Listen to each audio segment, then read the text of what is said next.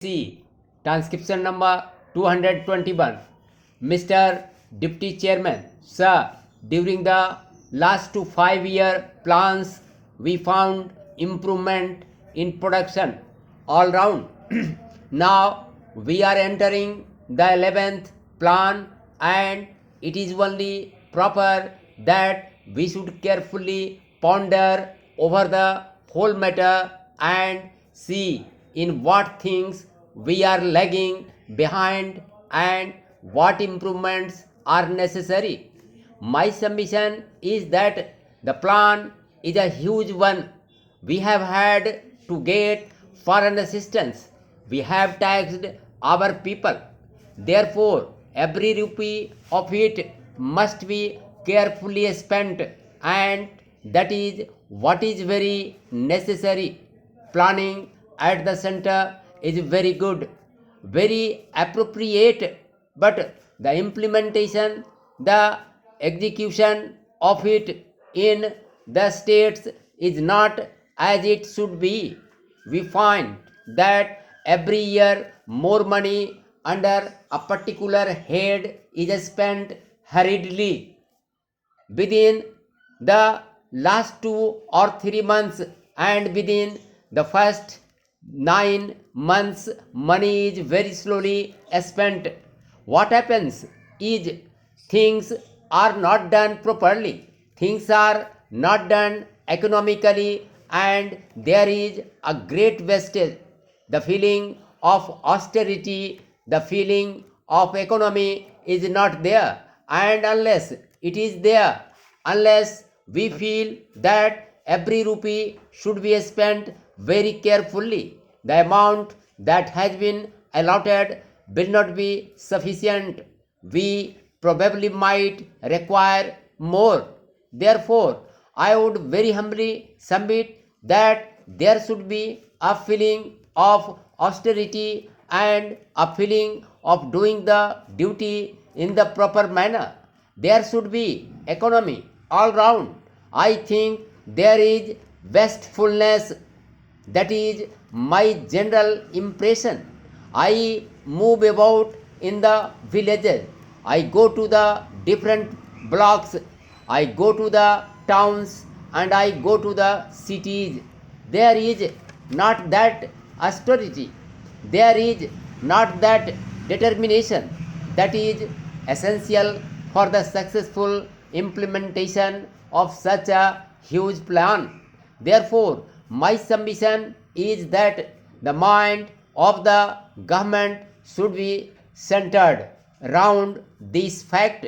It should give an impression to all its subordinate officers that they should be very active, very careful, and very economical. I find that in spite of all improvements, the prices of foodstuffs are rising every day, and if this goes on, there will be no jest for the 5 year plan among the masses. They want something substantial. I know that roads have been built. I know that there are schools, there are dispensaries, and there are other amenities, but that does not help the poor man. He wants food, and primarily he is anxious about that, and so long as things remain as they are, the enthusiasm which is necessary for the successful implementation of the plan will not be there. We find all round a feeling of depression among the village people. Those who are landless, or those who are small pieces of land feel depressed when they find that there is no food for them, and that feeling creates frustration, and it is never helps to achieve good results.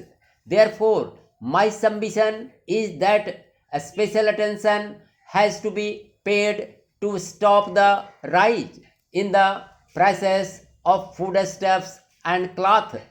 Again, in the villages, we find that the wages are very meager.